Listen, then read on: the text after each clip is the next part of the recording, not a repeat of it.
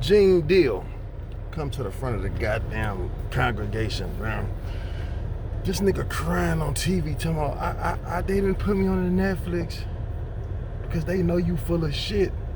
Now let me talk a little calmer. They restricting my shit. I don't know what's going on my YouTube page, but let me talk just a little calmer, right? So Gene Deal, man, listen to me, bro. You the worst.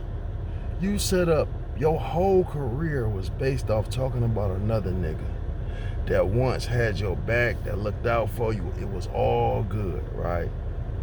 Somehow y'all went y'all separate ways. You found out this was a hustle. I don't know what it was. All of a sudden you turned against him. He the terriblest motherfucker on earth now.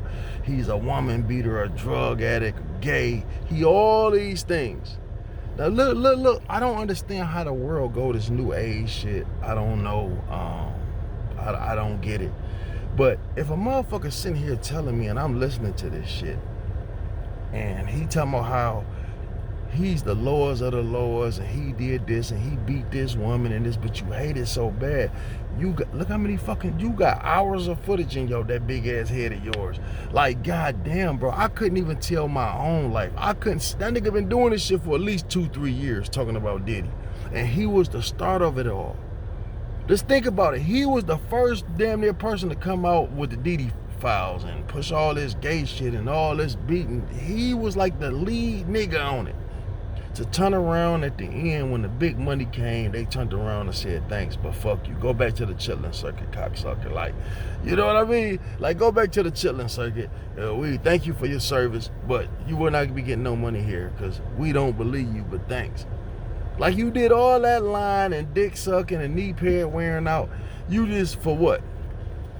And I do not respect that type of shit, dog. This man put money in your pocket. This. Now you tell everything that, and then look, bro, how many stories can you tell? Like, after a year of telling some shit and exaggerating shit and remixing the stories, even of your own life. So you telling me you telling the whole story of another man's life, another nigga life, you sitting here verbatim.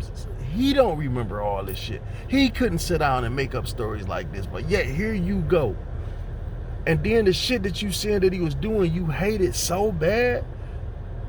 He's despicable for beating this woman and this, and I had to take this woman there. So bro, who sticks around for some shit at a job? If I don't like this motherfucker, I'll move on. I'm pretty sure if you a bodyguard, that's what I was saying a while back about some shit. I just don't understand how these niggas go around celebrity, and the celebrities must trust you enough to say, hey, come in the room with me. So you telling me a nigga, I listen, bro, especially with the gay shit, drugs and all that shit. If I'm drinking and getting high, I'm not about to have this sober motherfucker. You know, security is a little different. But certain shit I'm not gonna do in front of nobody unless I really trust you or you indulging in this shit with me.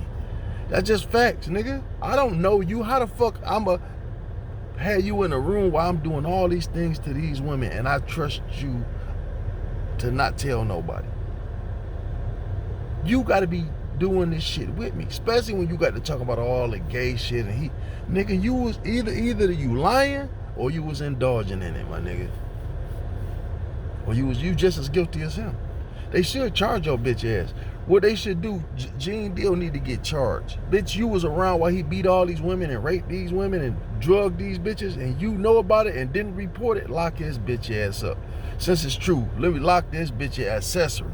You knew about it and didn't do nothing to stop it. You didn't call the police, you just as guilty. But no, you want to get rich and tell lies and story on it. That's what I just be saying. I just don't get the bitch made shit, bro. And I can't stop using that word because that's what it is. The last one I did, I had to clean up because I used the whole nigga and did it too much, but that's what it is. 50 Cent, the same way.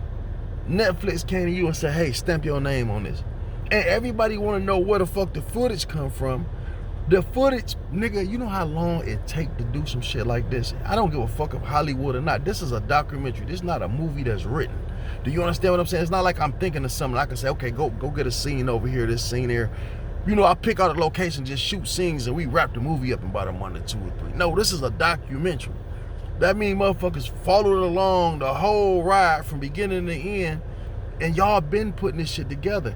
And whoever recorded this shit for Diddy, he really got to think about it, because his sons is literally work for 50 Cent. 50 Cent said it. From time to time, Diddy's sons will come work for me. Did they have a bad relationship? But whatever happened, and what this wasn't no shit where they bought some information where they was recording it and said, I'm 50, Puffy didn't pay us, so we'll buy this. No, that's not what it was. This type of shit right here was handed over. Every time they'd do something, they'd send that shit to them. And them motherfuckers just put it in a documentary. You know what I mean? That's what it seemed like to me. It wasn't no shit like, well, okay, they didn't pay me, so I'm gonna give you this footage. Because how would it be done like that? As that shit was being recorded, my nigga, they was sending it to them, recorded, they send it to them, and them niggas was doing that shit, man. Putting it together, because if they was doing it the other way, how the fuck this nigga just got sentenced a month ago, and the shit is in the documentary, and the documentary is out already?